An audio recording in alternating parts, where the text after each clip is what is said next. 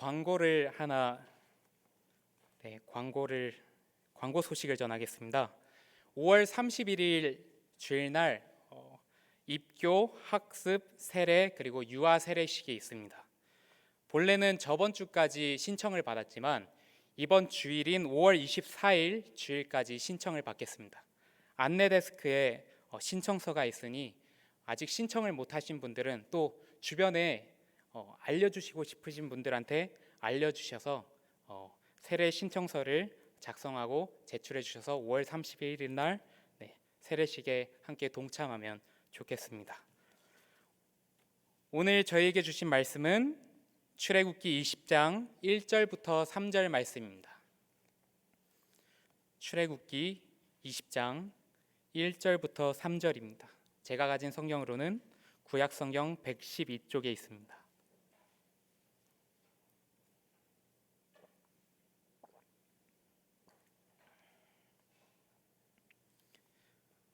출애굽기 20장 1절부터 3절 말씀을 저희 함께 교독하겠습니다. 하나님이 이 모든 말씀으로 말씀하여 이르시되 너를 애굽 땅 종되었던 집에서 인도하여 낸 내 하나님 여호와니라. 함께 읽겠습니다. 너는 나 외에는 다른 신들을 내게 두지 말라. 아멘. 이스라엘 백성들은 400년이 넘는 그 세월 동안 애굽에서 종노릇하면서 정말 내일이란 그들에게 없었습니다. 내일을 계획할 수도 없었고 내일이란 미래란 그들에게 없는 것이었습니다. 아무리 그들의 자녀가 정말 기가 막힌 재능과 그런 달란트, 은사를 갖고 태어난다고 할지라도 그 아이는 어차피 노예가 될 아이였기 때문에 내일을 꿈꿀 수가 없었습니다.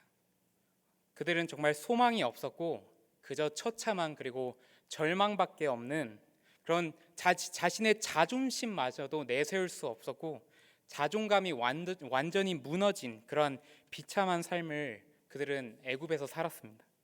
그러다 이스라엘 백성들은 드디어 출애굽을 경험하게 됩니다. 출애굽이랑 그들이 그토록 원했지만 자신의 힘으로는 결코 이룰 수 없었던 그 놀라운 출애굽의 은혜가 오직 하나님의 전적인 은혜로 이스라엘 백성들에게 주어집니다. 하나님이 이스라엘 백성들을 애굽에서 구원하시자마자 그들을 가장 먼저 시내 산으로 이렇게 인도하십니다. 그리고 하나님은 다른 모든 성경은 사람의 손을 빌려서 기록하셨지만 시내 산에서만큼은 사람의 손을 빌리지 않고 직접 자신의 백성에게 요구하시는 이 10개의 요구사항을 직접 적으십니다. 그것이 십계명입니다. 그래서 이 10개의 계명을 저희가 자세히 살펴보면 하나님이 그분의 백성에게 원하시는 것이 무엇인지, 하나님이 그분의 백성에게 기대하는 것이 무엇인지, 가장 소원하시는 것이 무엇인지 우리가 알 수 있습니다.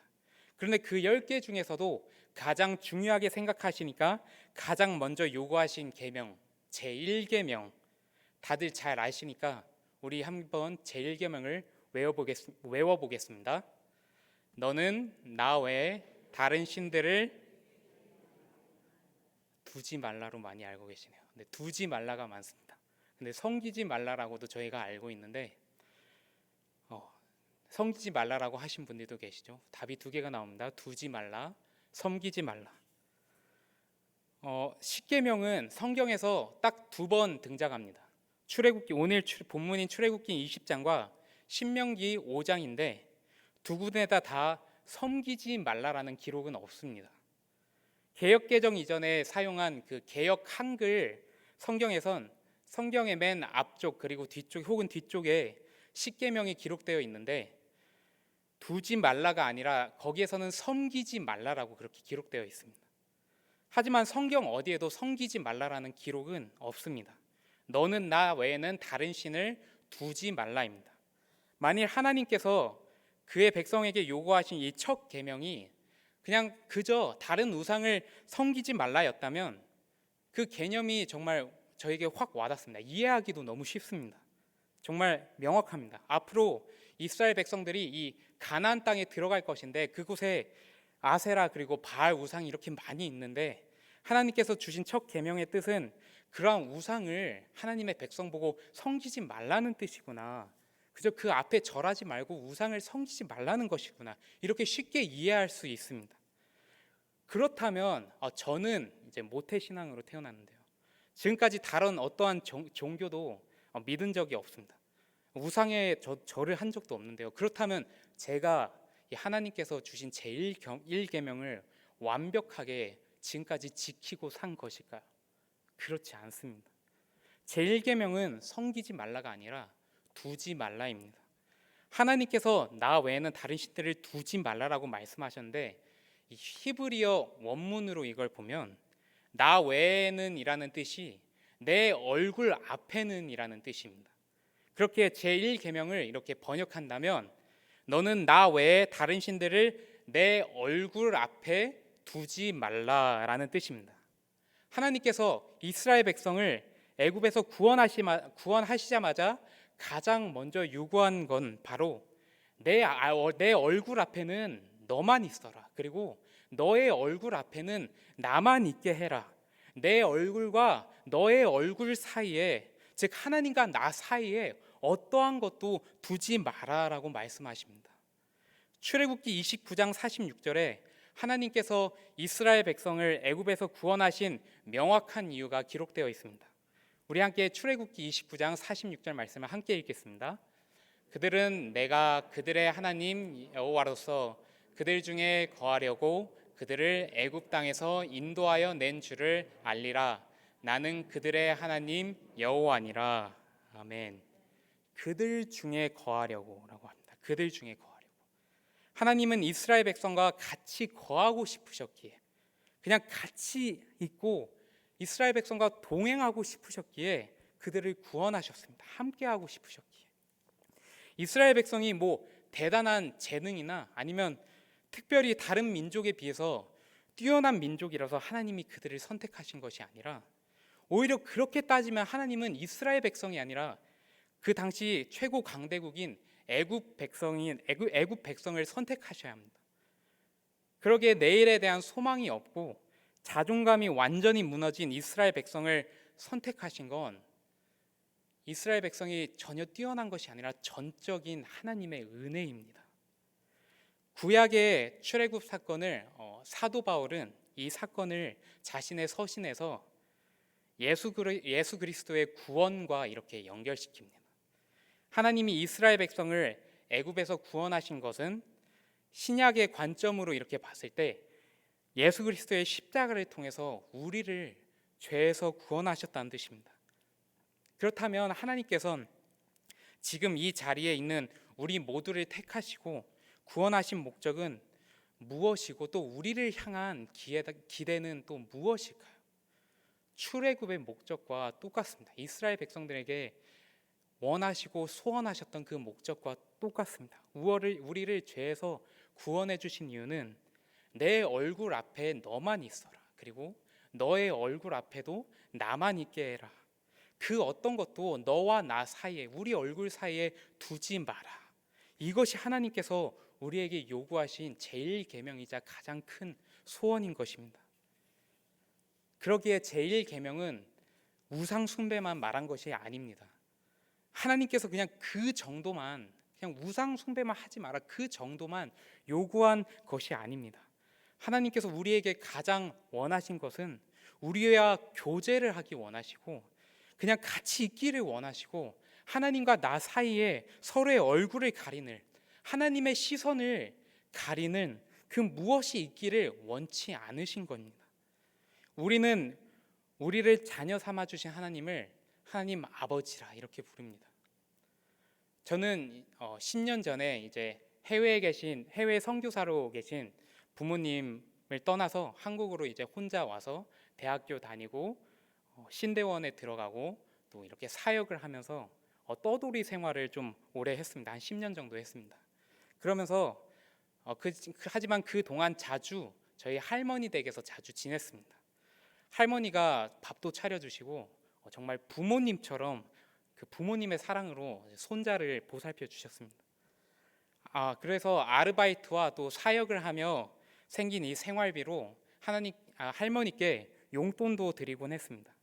하지만 이제는 제가 결혼도 하고 또 할머니와 이 거리, 서울에 계시기에 거리도 멀어져서 이제 자주 찾아뵙지 못하죠.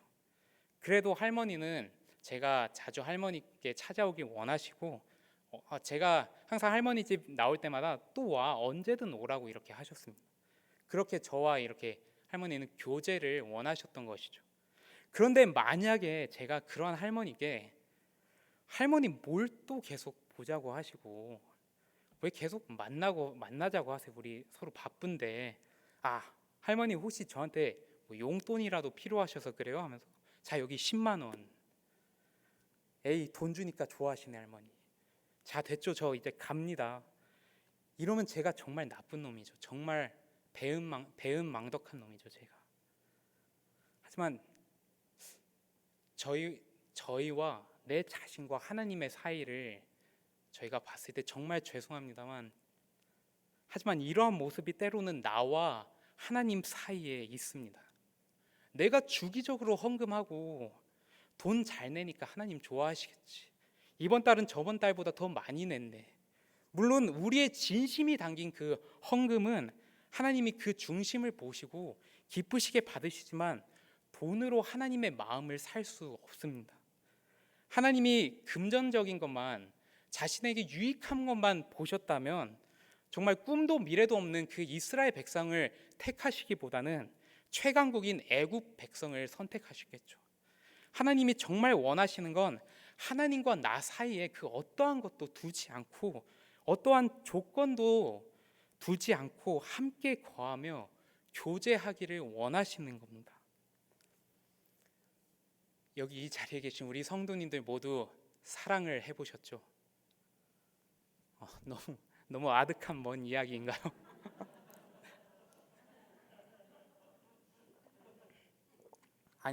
아니죠. 지금도 사랑을 하고 계시죠. 지금도 사랑을 하고 계시죠. 제가 결혼 전에 아내와 연애를 할 때 대학교에서 이제 만나고, 저는 기숙사에 살았기 때문에 학교에 남았고 아내는 이제 집에 가려고 통학을 했기에 버스를 타러 이제 시내에 나갔습니다. 근데 분명 아까 전에 오늘 만났는데 또 보고 싶은 겁니다. 그날따라 왜 그리 예쁜지요. 그래서 전화했습니다. 지금 어디냐고. 아직 집에 가는 버스 안 탔답니다. 시내에 있는데. 바로 시내로 나가서 또 만났습니다. 이뿐만이 아니라 아내 통금 시간이 있었습니다. 8시, 저녁 8시 30분인데요.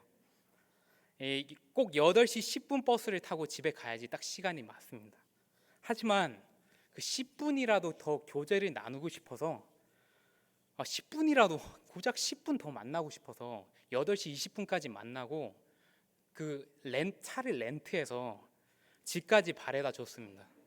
이 얼마나 효율적이지 않고 또 계산적이지 않은, 한번 그러면 그냥 대학생 때 정말 돈이 그렇게 많지 않은데 한 끼 밥값이 정말 귀한데 그게 날아가는 거거든요. 근데 그렇게 막 차를 렌트하고 이렇게 바래다 줬습니다. 고작 10분 더 만나자고.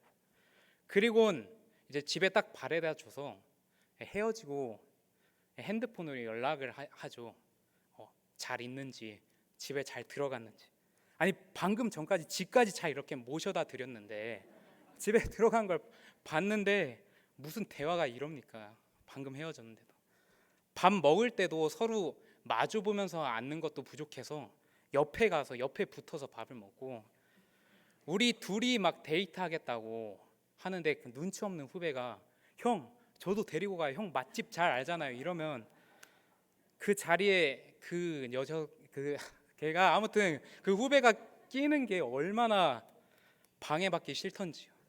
이 상황을, 근데 이 모든 상황이 한 단어로 이제 설명한다면 바로 이것이 사랑입니다. 사랑. 사랑 참 이성적이지 않고 참 효율적이지 않고 참 계산적이지 않습니다. 아주 비이성적이고 정말 비효율적이고 정말 이해할 수 없습니다. 그것이 사랑입니다.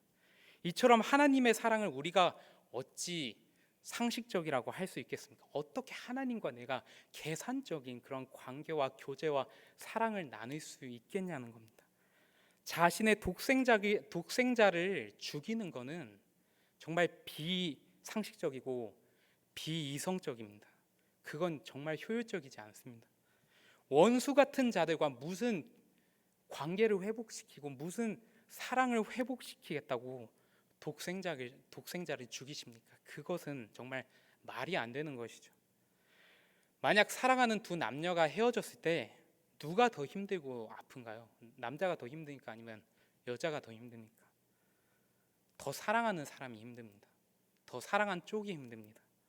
그렇다면 하나님과 교제하던 나의 관계가 깨지면 누가 더 힘듭니까? 당연히 하나님이 더 말로 표현할 수 없는 그 탄식과 사랑으로 더 힘드시죠. 문제는 정말 큰 문제는 때로는 우리는 그것에 관심조차 없습니다. 때로는 하나님과 관계가 깨졌는지도 모르는 것입니다. 하나님과 나의 관계가 언제 깨졌다는 거야? 주일마다 꼬박꼬박 교회 잘 가고 있는데, 교회에서 내가 직분도 있는데, 헌금 잘 내고 있고, 11조 주정헌금 등등 눈에 보이는 대로 내가 잘 하고 있는데 무슨 하나님과 나의 관계가 깨졌다는 거야? 하나님은 이러한 눈에 보이는 것으로 너와 나의 관계를 무마시키려고 하지 말고, 이런 것이 중요한 것이 아니라 정말 나의 얼굴 앞에는 너만 있고 너의 얼굴 앞에는 나만 있고 우리 사이에 그 어떠한 것도 두지 말라. 그 어떠한 것으로도 우리의 사이를 방해하게 하지 말라. 이것이 오늘 본문 말씀에서 우리에게 하시는 말씀입니다. 성경에서 예레미야 선지자 시대를 보면 그 시대 사람들은, 이스라엘 백성들은 하나님께서 자신들과 동행하고 계시는지 아닌지도 모르고 그렇게 살아갔습니다. 위선적이고 정말 가식적인 종교 생활을 하면서 내가 그 정도 하면 하나님이 그들과 거하실 거라 그렇게 생각했고, 그러한 착각 속에 빠지며 종교 생활을 했습니다. 그리고 자신들은 절대 망하지 않을 거라고 그렇게 생각을 했었죠. 그래서 하나님께서 선지자를 통해서 그들의 잘못됨을 이렇게 지적하고 말씀하실 때 그들이 비록 귀에 들리긴 하지만 마음에 와닿지 않고 그 말씀이 들리긴 들리는데 들리지 않는 것입니다. 하나님께서 예레미야를 통해서 예레미야 2장 3절에서 이렇게 이스라엘 백성들에게 말씀하셨습니다. 우리 예레미야 2장 3절을 함께 읽겠습니다. 이스라엘은 여호와를 위한 성물 곧 그의 소산 중 첫 열매이니 그를 삼키는 자면 모두 벌을 받아 재앙이 그들에게 닥치리라. 여호와의 말씀이니라. 아멘. 죄송합니다. 잘못되어 있어서 제가 읽어드리겠습니다. 가서 예루살렘의 귀에 외칠지니라. 여호와께서 이와 같이 말씀하시기를 내가 너를 위하여 내 청년 때의 인애와 내 신혼 때의 사랑을 기억하노니 곧 씨 뿌리지 못하는 땅 그 광야에서 나를 따랐음이니라.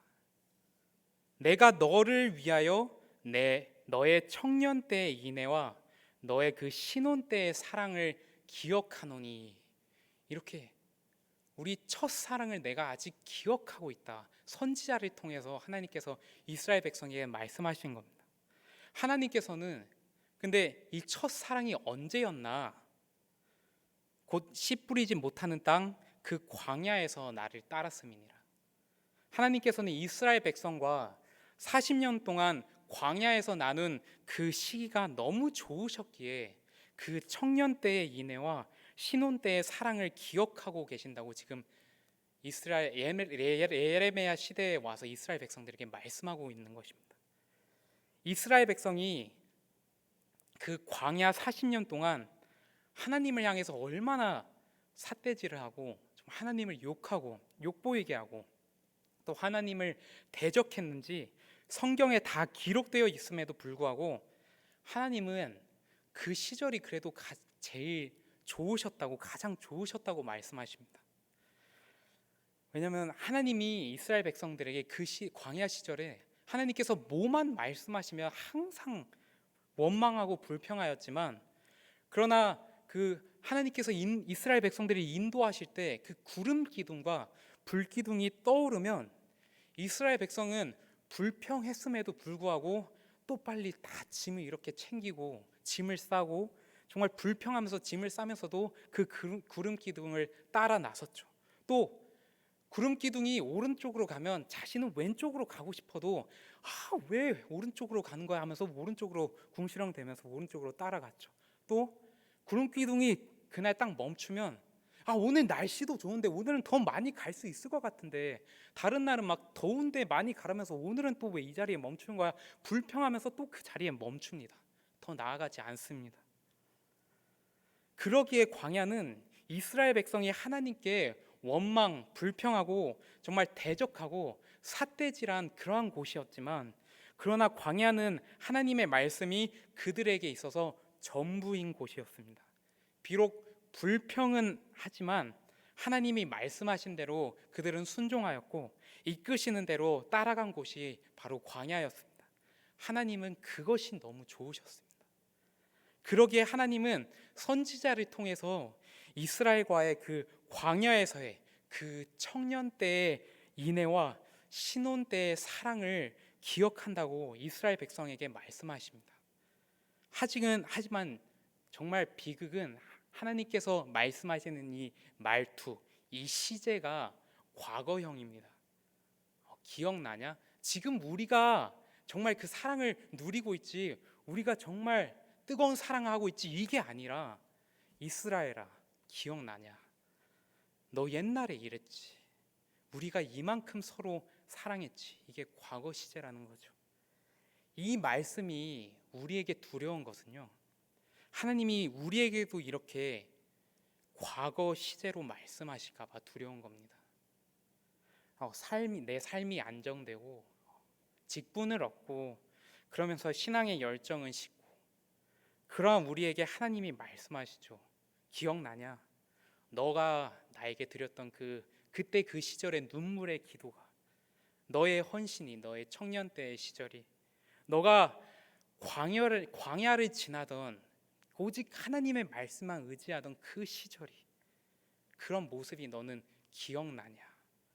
우리가 하나님의 은혜에 익숙해지고 은혜에 길들어지면서 이러한 질문을 하나님께 들을까 봐 그것이 두려운 것입니다.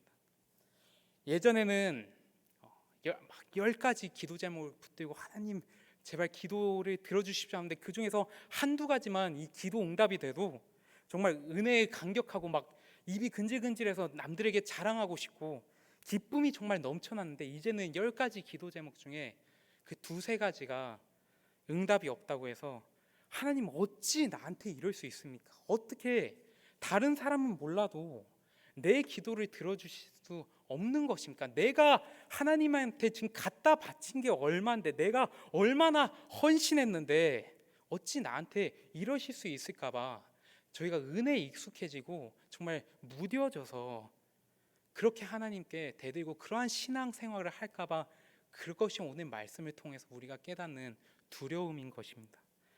다윗은 자신이 감당할 수 없는 은혜가 하나님으로부터 쏟아졌을 때 시편 8편 4절에서 이렇게 고백합니다. 함께 읽겠습니다. 사람이 무엇이기에 주께서 그를 생각하시며 인자가 무엇이기에 주께서 그를 돌보시나이까. 아멘. 또한 역대상 17장에서는 제가 읽겠습니다. 이렇게 고백하죠.